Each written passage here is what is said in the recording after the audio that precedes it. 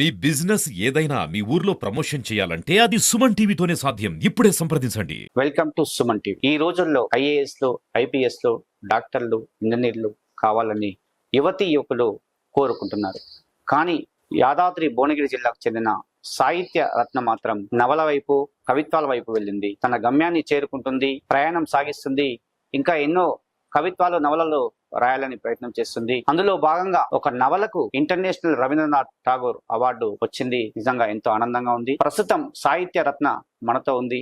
సాహిత్య రత్నతో మాట్లాడదాం. Sahitya Ratna, first of all congratulations. International award రావడము, అది విభిన్నమైనటువంటి సాహిత్య రంగంలో రావడం అయితే ఇది నిజంగా సుమన్ టీవీ తరపున మీకైతే హృదయపూర్వక వందనములు. Thank you so much. అసలు ఈ అవార్డు రావడానికి గల కారణాలు ఏంటి? యాక్చువల్లీ నాకు రైటింగ్ అంటే బాగా ఇంట్రెస్ట్ ఉంది ఫస్ట్ నుంచి. లైక్ ఆ టాలెంట్ నాకు ఉంది అని కూడా నాకు అనిపించలేదు ఎప్పుడు. అది జస్ట్ నా ఇంట్రెస్ట్ గా పెట్టుకున్నాను. బట్ సమ్వేర్ ఎక్కడో నాకు అనిపించింది ఎందుకు వెళ్ళకూడదు ఇందులోకి, అందరూ వెళ్ళిన వేలోనే వెళ్ళాలా అన్నట్టు ఉంటుంది నాకు. సో నేను అలా ఒక స్టెప్ తీసుకున్నాను.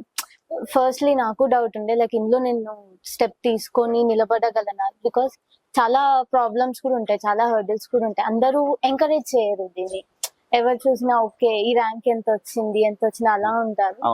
అండ్ మా వాళ్ళకి కూడా ఉంటుంది కదా చెప్పుకోవాలి ఇలా అని చెప్పేసి. సో నేను అవన్నీ నేను ఫేస్ చేయాలి అని చెప్పేసి థింక్ చేసి చాలా స్ట్రాంగ్ గా నన్ను నేను నమ్మి నేను ఇందులోకి స్టెప్ తీసుకున్నాను. అది రాస్తున్నప్పుడు చాలా థాట్స్ ఉండే, లైక్ ఆపేద్దామా ఇక్కడే, ఏమో నేను నిలబడలేనేమో అని చెప్పేసి ఒకటి ఉంటుండే. బట్ ఎక్కడో ఒక చిన్న నమ్మకం నా మీద నాకు. ఫస్ట్ ఎప్పుడు మీరు ఈ కవిత్వాలు, నవలలు రాయడం స్టార్ట్ చేశారు? 2021 నుంచి. ఓకే. ఫస్ట్ ఏం మీరు రాశారు? నేను పోమ్స్ రాసేదాన్ని. అసలు మొదటి కవిత్వం ఎప్పుడు రాశారు మీరు? ఏ సంవత్సరంలో రాశారు? 2021 లో రాశాను. చిన్న మూమెంట్స్, లైఫ్ లో జరిగే చిన్న మూమెంట్స్ కానీ, ఇప్పుడు మనం ఒక ఎమోషన్ ని ఫీల్ అయినప్పుడు దాన్ని వర్డ్స్ లోకి పెట్టడం స్టార్ట్ చేశాను. కొన్ని తెలియని వాటికి వెతకటము, ఇంటర్నెట్ చాలా హెల్ప్ఫుల్ అవుతుంది మనకి ఇప్పుడు, social media and everything. So అవన్నీ నేను చూసి ఓకే ఇలా రాయాలి. బికాస్ నాకు దాని గురించి ఐడియా లేదు. ఫస్ట్ ఆఫ్ ఆల్ ఇంట్రెస్ట్ ఒకటే ఉంది, క్యాపబిలిటీ ఉంది, ఇంట్రెస్ట్ ఉంది, బట్ దానికి ఒక పర్ఫెక్ట్ షేప్ అనేది కూడా ఉండాలి. సో అలా నాకు నేనుగా నేర్చుకొని, ఎవరి గైడెన్స్ లేదు యాక్చువల్లీ, నేనే ఇలా అని చెప్పేసి నేర్చుకొని రాయడం స్టార్ట్ చేశాను. అసలు ఈ నవలల్లో ఆ బుక్ లో ఏముంది? అసలు ఆ అవార్డు మీకు రావడానికి ఆ బుక్ లో ఏముంది? అసలు అందులో ఏం రాశారు మీరు? యాక్చువల్లీ ఇది ఒక చైల్డ్ ఎమోషన్. నార్మల్ గా నేను పర్సనల్ గా చూసింది అండ్ ఎవ్రీథింగ్ అది ఇంక్లూడ్ చేసుకొని ఒక మూమెంట్ లో అనిపించింది ఓకే ఒక పర్సన్ ఎమోషన్స్ చెప్పుకోలేరు కిడ్స్ మోస్ట్లీ. అండ్ సోషల్ మీడియాలో కూడా చాలా చూస్తుంటాం మనం, లైక్ ఎంతమంది కొన్ని పోస్ట్ ఉంటాయి కదా, ఎంతమంది ఇలా మీ ప్యాషన్ ని చంపుకొని ఫ్యామిలీ ప్రాబ్లమ్స్ అని ఇంకా చుట్టూ చెప్పుకోవడం కోసం అని చెప్పేసి అన్ని వదిలేసి సాఫ్ట్వేర్ జాబ్స్ ఇలా వెళ్ళిన వాళ్ళు ఎంతమంది ఉన్నారు అంటే, నేను ఒకరోజు చూసాను పర్టికులర్లీ అది, లైక్ ఒక 6,000 10,000 అబౌవ్ కమెంట్స్ చూసాను. ఎంతో మంది ఫ్యామిలీ ప్రాబ్లమ్స్ వల్ల నేను నా ప్యాషన్ వదులుకున్నాను, వారు నాకు కరెక్ట్ గైడెన్స్ లేదు అందుకే వదులుకున్నాను. అవన్నీ చూసినప్పుడు నాకు అనిపించింది ఓకే, సో ఒక చైల్డ్ ఎమోషన్ ఎవరికి చెప్పుకోలేని సిచ్యువేషన్ లో ఉన్నారు most of the generation. So అది మనం వర్డ్స్ లో పెడితే చదివిన పేరెంట్స్ కానీ ఎవరైనా కానీ they will get connected. Maybe ఒక చిన్న చేంజ్, ఒక్క పర్సన్ లో అయినా చేంజ్ ఉంటే బాగుంటుంది అని ఒక థాట్. అంటే ఆ బుక్ లో అందులో అదే ఉందా? అదే ఉంది. లైక్ ఒక పర్సన్ ఎంతవరకు, ఒక చైల్డ్ ఎంత క్యాపబిలిటీ ఉన్నా కూడా ఒక లిమిట్ ఉంటది చుట్టూ ప్రెజర్ ని తట్టుకోవడం. అది అందరికీ అర్థం కాదు. చూసే వాళ్ళకి ఏంటి అంటే ఓకే బయటికి నవ్వుతున్నారు, తనకేమి లైక్ అబ్బాయికి పెద్ద ప్రెజర్ ఏం లేదు, ఏముంది చదువుకోవడమే కదా, అంతకుమించి ఏం చేయమంటున్నాం, ఇలాంటి మాటలు విన్నప్పుడు ఆ ఎమోషన్ ఎలా ఉంటుంది ఒక చైల్డ్ కి, అలా ఉంటుంది. సో ఒక పీక్ స్టేజ్ లో తనే ఏమంటారు ఏ డెసిషన్ తీసుకుంటుంది, పర్టికులర్ మెయిన్ క్యారెక్టర్ ఆ బుక్ లో ఏ డెసిషన్ తీసుకుంటుంది అని ఒకటి చూడడం. అసలు ఈ రంగంలో రావడానికి మీ తల్లిదండ్రుల ప్రోత్సాహం ఎలా ఉంది? ఎందుకంటే ఇప్పుడు ఎవరు చూడు వేరే డాక్టర్ ఇంజనీర్ అలా కావాలని కోరుకుంటారు. మీ తల్లిదండ్రులు ఎలా ప్రోత్సహించారు మిమ్మల్ని? యాక్చువల్లీ చిన్నప్పటి నుంచి వాళ్ళు కూడా ఒక మంచి పొజిషన్ లోనే చూడాలనుకున్నారు. లైక్ డాక్టర్ యాక్చువల్లీ మా ఫాదర్ అవ్వాలనుకుని నాకు చెప్పింది. నాకు అది ఫిట్ అనిపించలేదు. నేను సరిగ్గా పర్ఫామ్ చేయలేకపోయాను. అదొక అప్సెట్ ఉండే. లైక్ ఓకే, నేను ప్రౌడ్ గా ఫీల్ అయ్యేలాగా చేయలేదేమో అని చెప్పేసి అదొకటి గిల్టీ ఫీలింగ్ ఉంటుంది.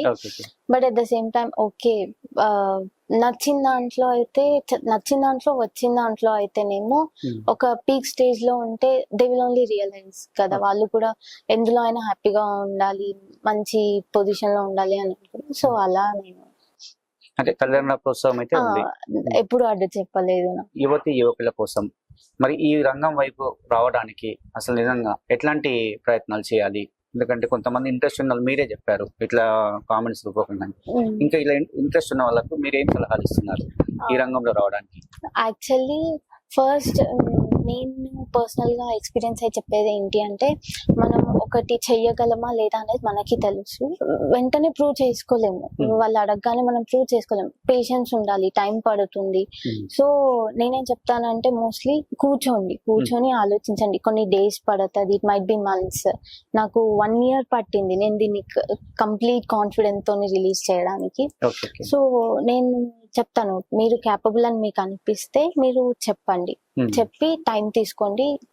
పర్ఫెక్ట్లీ నేనైతే స్ట్రాంగ్ గా నమ్ముతున్నా, ఒక టైం కాకపోయినా ఇంకో టైంలోనైనా విల్ గెట్ సక్సెస్.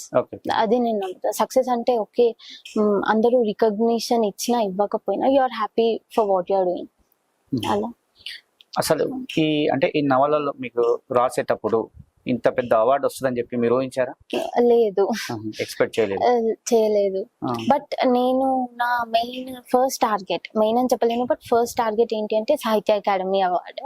బికాస్ నా నేమ్ కూడా అదే. ఐ ఫెల్ లైక్ ఓకే, అది నేను తీసుకోవడం. అంటే మీ తల్లిదండ్రులు సాహిత్య రత్నాన్ని పేరు పెట్టడం వల్లనే ఈ రంగంలోకి వచ్చారా? అట్లేం లేదా? యాక్చువల్లీ నాకు పేరు మా తాతగారు పెట్టారు. He's not there, he passed away. నేను ఎప్పుడు అనుకుంటాను like after he passed away, okay తను నా పేరులో ఉన్నాడు, మా తాతయ్య నాకు నా పేరులో ఉన్నాడు. ఏం ఉద్దేశించి పెట్టారో తెలీదు, బట్ ఇది నేను ఒక గిఫ్ట్ గా ఇవ్వగలను. నా పేరు నేను నిలబెట్టుకుంటున్నాను. తాతగారు గిఫ్ట్ గా ఇవ్వాలని ఇలాంటి అంటే ఫస్ట్ ఆలోచన అక్కడి నుంచి వచ్చిందంటావు. తాత పేరు పెట్టినప్పటి నుంచి ఇలాంటి రంగంలోకి వెళ్ళాలని మీరు అనుకున్నారు, అంతే కదా? ఇప్పటి వరకు ఎన్ని కవిత్వాలు రాశారండి? ఒక 25-30 వరకు రాశాను. కొన్ని పబ్లిష్ అయ్యాయి, కొన్ని అలానే ఉండిపోయాయి. నవలలు ఎన్ని రాశారు? 2 books. అందులో ఈ అవార్డు వచ్చింది కదా, ఈ అవార్డు అసలు ఈ అవార్డు వచ్చినప్పుడు మీకు ఎలా అనిపించింది? అసలు చాలా హ్యాపీగా అనిపించింది. ఫస్ట్ స్టెప్ ఇది, నా ఫస్ట్ అవార్డ్. నేను అనుకోలేదు ఇది ఒకటి ఉంది అని, నాకు కూడా స్టార్టింగ్ తెలియదు. బట్ అన్ఫార్చునేట్లీ సమ్వేర్ సోషల్ మీడియాలో నేను చూసాను, దాని గురించి రీసెర్చ్ చేశాను. ట్రై చేస్తే తెలుస్తుంది కదా మనకు వస్తుంది రాదు అని చెప్పేసి. సో నేను అలా డేట్ చేసి వాళ్ళకి పంపించాను, వాళ్ళు దానికి యాక్సెప్ట్ చేశారు. ఓకే. ఇంకా ఎలాంటి నవలలు రాస్తున్నారు? ఏమన్నా స్టార్ట్ చేశారా కొత్తవి ఏమన్నా? ఇంకొకటి నెక్స్ట్ బుక్ స్టార్ట్ చేశాను నేను. Starting phase. అంటే మీకు ఎంత టైం పట్టింది రాస్తుంది? యాక్చువల్లీ ఐడియాలజీకి ఇట్ టేక్స్ ఎ సెకండ్స్. ఎప్పుడైనా కానీ మనము ఈ రోజు కూర్చొని ఈ రోజు ఐడియా రావాలంటే రాకపోవచ్చు. It might take a certain movement అన్నట్టు. సో అలా వచ్చినప్పుడు నాకు ఇది కంప్లీట్ చేయడానికి అటు 2 to 3 months. అసలు భవిష్యత్తు ఉందంట దీనికి? ఏమన్నా ఉంది. ఇప్పుడు మోస్ట్లీ నేను రాసేది ఇంగ్లీష్. ఇప్పుడు మన స్టేట్ లాంగ్వేజ్ అని తీసుకుంటే చాలా ఎంకరేజ్మెంట్ ఉంటది. నాకు ఇంగ్లీష్ లో హ్యాబిచుయేట్ అయింది కాబట్టి నేను ఇంగ్లీష్ పిక్ చేసుకున్నాను. అండ్ రీసెంట్లీ మనం కూడా చూసాము యువ పురస్కార్ అవార్డ్, సాహిత్య పురస్కార్ అవార్డ్ మన తెలంగాణ పర్సన్ కే వచ్చింది. సో ఉంది మనకి ఎంకరేజ్మెంట్, బట్ అంత పాపులారిటీ లేదు దానికి. మన తెలంగాణ ప్రభుత్వము ఇలాంటి వారికి ఏమన్నా సపోర్ట్ అంటే ఎంకరేజ్ చేస్తుందా? ఎలా ఉంది అసలు ఇప్పుడు ఉన్నటువంటి ప్రస్తుత పరిస్థితుల్లో? ఒకవేళ వాళ్ళకి ఇవి అన్ని రీచ్ అవుతాయి, లైక్ ఇది కూడా ఒక good way of going in future అని చెప్పేసి అనిపిస్తే వాళ్ళు హెల్ప్ చేస్తే అది చాలా హెల్ప్ అవుతుంది. లైక్ చెప్తూ ఉంటాం కదా, ఫ్యూచర్ ఎప్పుడు ఒకేలాగా ఉండదు. ఒకప్పుడు గవర్నమెంట్ జాబ్స్ అంటే ఒక హై లెవెల్, చాలా తక్కువ మంది రాసేవాళ్ళు, అండ్ దెన్ చాలా తక్కువ మంది డాక్టర్, ఇంజనీర్, ఆ తర్వాత ఓన్లీ డాక్టర్ ఇంజనీరింగ్ అయిపోయింది కామన్. ఇప్పుడు కొత్త కొత్త వేసి వెళ్తున్నారు, చాలా మంది జాబ్స్ వదిలేసి బిజినెస్ పెట్టుకుంటున్నారు. సో అలా చూస్తే ఇది కూడా ఎంకరేజ్ చేస్తే one of the best thing అని చెప్పేసి అనుకుంటున్నాను. అనుకున్న ఏంటి అంటే, నార్మల్ గా అందరూ పెద్ద పెద్ద లీడర్స్ గురించి చెప్తారు స్కూల్లో అలా, బట్ మా ఫ్యామిలీలో మా mother she use to say about my dad. Like daddy అప్పటి కాలంలో ఎవరికి అంత ఆస్తులు అలా ఉండి పెద్దగా చదువుకున్న వాళ్ళు కూడా కాదు కదా. మా డాడ్ ఒక స్టెప్ తీసుకొని తను కావాలనుకుంది చదువుకొని ఇప్పుడు ఇంత బెస్ట్ ఎంప్లాయీగా ఉండడం, బెస్ట్ గవర్నమెంట్ ఎంప్లాయీగా ఉండడం అనేది ఇట్స్ ఎ గ్రేట్ థింగ్. నేను ఏమనుకున్నా అంటే, ఓకే వాళ్ళు కావాలి అనుకున్న దాంట్లో నేను వెళ్ళలేకపోవచ్చు, నేను వెళ్ళే దాంట్లో నేను పర్ఫెక్ట్ గా ఉండాలి అని చెప్పేసి, అది మెయిన్ థింగ్ యాక్చువల్లీ. సో నేను చిన్నప్పటి నుంచి విన్న ఇన్స్పిరేషన్ అంటే that's my dad story. Okay okay. ప్రభుత్వము ఎలాంటి ప్రోత్సాహము మీకు అందిస్తే, లేదంటే మీకు ఎంకరేజ్ చేస్తే ఇంకా ఎలా ముందు ముందు మీరు ఎలాంటి నవలలు రాయడానికి సిద్ధంగా ఉన్నారు, ఎలా ముందుకెళ్తారు? యాక్చువల్లీ ఇది రాయడానికి కూడా కొన్ని కోర్సెస్ ఉన్నాయి, లైక్ క్రియేటివ్ రైటింగ్ కోర్స్ అని. అది నేను చాలా వెతికాను, మన ఇండియాలో ఇక్కడ ఉంటుందేమో, నేను పర్సనల్లీ తీసుకోవాలనుకుంటున్నాను. అది మన దగ్గర కూడా ఉంటే బాగుండు. ప్రతి ఒక్కరు డిఫరెంట్ కంట్రీస్ వెళ్ళిపోతున్నారు, మన వాళ్ళు వెళ్ళిపోయి అక్కడ హ్యాబిచుయేట్ అయితే అక్కడే ఉండిపోతున్నారు. అలా కాకుండా మన దగ్గరనే అవి తీసుకొస్తే it will be best thing అని చెప్పేసి నా. అంటే మన దగ్గర అంటే ఎలాంటి? మన యూనివర్సిటీస్ లో ఆ కోర్స్ ని ఇంట్రడ్యూస్ చేసి ఎంకరేజ్ చేస్తే. ఆన్లైన్ బేస్డ్ ఉన్నాయి ఇప్పుడు. ఒకటి రాస్తే మనము, పర్సనల్లీ నేను ఏం ఫీల్ అవుతానంటే, బాగా రాసిన వాళ్ళు ఉంటారు, చాలా పెద్ద పెద్ద పేరున్న వాళ్ళు ఉంటారు, వాళ్ళు లెక్చర్ ఇవ్వడం కానీ వాళ్ళతో వాళ్ళ ఎక్స్పీరియన్స్ షేర్ చేసుకుంటే ఎక్కడో ఒక ఏమంటే ఎంకరేజ్మెంట్ ఉంటది స్టూడెంట్స్ కి కూడా. ఆన్లైన్ లో ఉంది మన దగ్గర కూడా, లైక్ ఆన్లైన్ లో కోర్స్ తీసుకోవడం అనేది it's a common thing, but అట్లా కన్నా ఇది క్రియేటివ్ గా ఉండాలి. ఇప్పుడు మనం ఏదైనా రాయాలి అంటే ఒక దగ్గర కూర్చొని రాస్తే మనకు కూడా ఇన్స్పిరేషన్ ఉండదు. సో డిఫరెంట్ డిఫరెంట్ ప్లేసెస్ చూసి దీన్ని ఇలా పెట్టాలి మన రైటింగ్ లో అని చెప్పేసి ఉంటుంది. అలా మన దగ్గర ఆఫ్లైన్ కోర్స్ అయితే హెల్ప్ అవుతుంది అని చెప్పేసి. అసలు నిజంగా అంటే ఇలాంటి నవలలు రాసేటప్పుడు మీకు ఏమన్నా కష్టం అనిపించిందా, ఏమన్నా ఇబ్బంది కలిగిందా? అంటే రాసే టైంలో మీకు అంటే సింపుల్ గానే వెళ్ళిందా ముందుకు? అసలు ఎలా, ఎలాంటి యాక్చువల్లీ అవేమి మనకి తట్టవు, బికాస్ చాలా ఇష్టంగా రాస్తున్నాం. ఒక్కొక్క వర్డ్ ఇది ఇలా రాయాలి, మనం ఇది ఇలా అనుకున్నాం కదా, సడన్ గా ఒక రోజు ఒకలాగా అనిపిస్తుంది, ఇంకో రోజు ఇక్కడ ఇంకోలాగా రాస్తే బాగుండు అనిపిస్తుంది పర్సనల్. సో అలా ప్రతి వేలో థింక్ చేసి రాస్తుంటే కష్టం అసలు అనిపించదు. సాహిత్య రత్న నేను ఏమంటున్నానంటే, ఇంత చిన్న వయసులో మీరు నవలు రాస్తున్నప్పుడు అంటే చాలా మంది నేను చూసినప్పుడు అయితే ఎక్స్పీరియన్స్ పర్సన్స్ రాస్తుంటారు, ఎందుకంటే చాలా వాళ్ళు చదివి చదివి చదివి చదివి వెతికి వెతికి రాస్తూ ఉంటారు. నాకు తెలిసి ఇంత చిన్న వయసులో మీరు రాస్తున్నప్పుడు అలాంటి మీకు ఎలాంటి నిర్ణయాలు తీసుకోవాల్సి వచ్చినప్పుడు మీరు రాసేటప్పుడు? కానీ ఇట్లా రాసేటప్పుడు చాలా థాట్స్ ఉంటాయి, లైక్ అరే ఇలా ఎవరైనా రాసుండొచ్చు కదా, మనం పెట్టిన టైటిల్ ఇంకొకరు కూడా యూజ్ చేసి ఉండొచ్చు కదా, దాని అర్థం ఏముంది, ఒక పదానికి 2-3 అర్థాలు ఉంటాయి. సో వాళ్ళు ఎలా తీసుకున్నారు, దానికి మనం ఎలా మళ్ళీ కాపీ అవుతుంది. నేను అంటున్నది ఆ పదాలకు మీకు అంటే ఆ పదాలు సేకరించేటప్పుడు కానీ ఆ పదాలన్నీ సమకూర్చేటప్పుడు కానీ ఇబ్బంది కలగలేదు అంటున్నాను నేను. లేదు, యాక్చువల్లీ చిన్నప్పటి నుంచి మా ఫాదర్ మదర్ ఏం చేశారంటే, చిన్నప్పటి నుంచి న్యూస్ పేపర్ చదివించటం, సండే మ్యాగజైన్స్ లో మనకి వస్తాయి ఒక పదంని ఇంకోలాగా రాయడం, ఆ పజిల్స్ అన్ని చేయించేది, నో మ్యాటర్ వాట్ ఏదైనా సరే. అండ్ అన్ని ఎంకరేజ్ చేసేది మా ఫాదర్ చిన్నప్పుడు. లైక్ ఈనాడు పెయింటింగ్ కాంపిటీషన్స్ ఉండేవి చిన్నప్పుడు, నన్ను తీసుకెళ్లేది, వేయించేది, లైక్ ఫస్ట్ సెకండ్ థర్డ్ అలా వచ్చేది. స్కూల్స్ లో ఎస్ఏ రైటింగ్ కాంపిటీషన్స్ కి రాయమనేది, గేమ్స్, ఇలా అన్నిట్లో ఎంకరేజ్ చేసేవాళ్ళు చిన్నప్పుడు, అన్నిట్లో ఉండాలి అన్నట్టు. నాకు తెలిసి మీ ఫ్యామిలీ మొత్తం నిన్ను బాగా సపోర్ట్ చేశారనుకుంటా, దీని వైపు మోటివేట్ చేశారనుకుంటా, దీన్ని ఇంకా రాయాలని కోరుకుంటున్నారంటారు. నీకు ఇంకా ఎలాంటి ప్రోత్సాహం ఇస్తే ఇంకా ముందుకెళ్తావు, ఇంకా భవిష్యత్తులో వచ్చే అంటే యువతి యువకులకు మీ సలహాలు ఏంటి ఫైనల్ గా?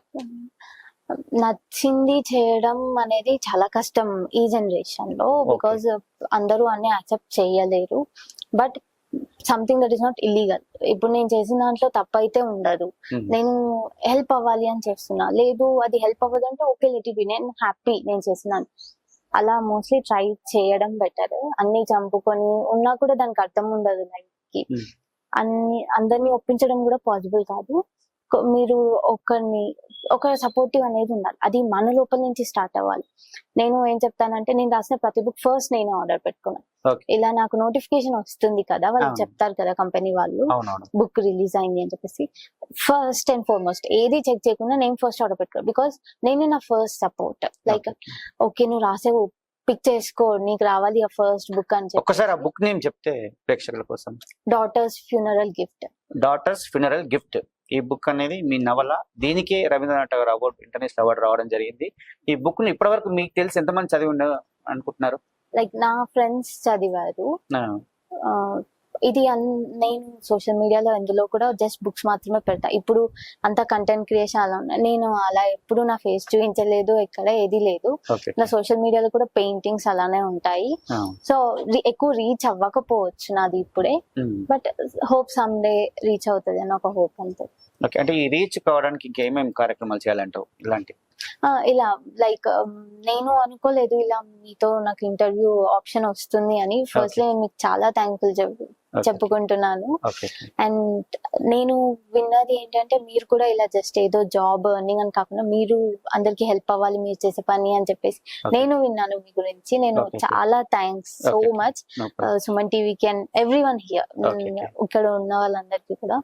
అండ్ మోస్ట్లీ పీపుల్ నా ఫ్రెండ్స్ కానీ ఎవ్రీవన్ ఎవరైతే 100% సుమన్ టీవీ నుంచి సపోర్ట్ 100% ఉంటుంది. ఈ ప్రభుత్వం కూడా సపోర్ట్ చేయాల్సిన బాధ్యత ఉంటుంది. సపోర్ట్ చేస్తారని నేనైతే అనుకుంటున్నాను. మీరు అనుకున్నటువంటి లక్ష్యాలు నెరవేరాలని నేను కూడా కోరుకుంటున్నాను. Thank you so much Suman టీవీకి and everyone here. Thank you for this opportunity. Sahitya Ratna. నిజంగా ఆమె చెప్తుంటే, మాటలు చెప్తుంటే, ఈ నవలలు కవిత్వాలు ఇంత చిన్న వయసులో రాసిందంటే చాలా అద్భుతము. ఈ అవార్డు రావడం కూడా చాలా అద్భుతము. కాబట్టి ఇంకా మరెన్నో అందరికి ఉపయోగపడే నవలలు కవిత్వాలు రాసి భవిష్యత్తులో ప్రతి ఒక్కరికి నీతి నియమాలు ఇవన్నీ కూడా ఉండేటట్టు చేయాలని చెప్పి సాహిత్య రత్న అయితే భావిస్తుందని చెప్పొచ్చు. ఇది సాహిత్య రత్న యొక్క వివరణ.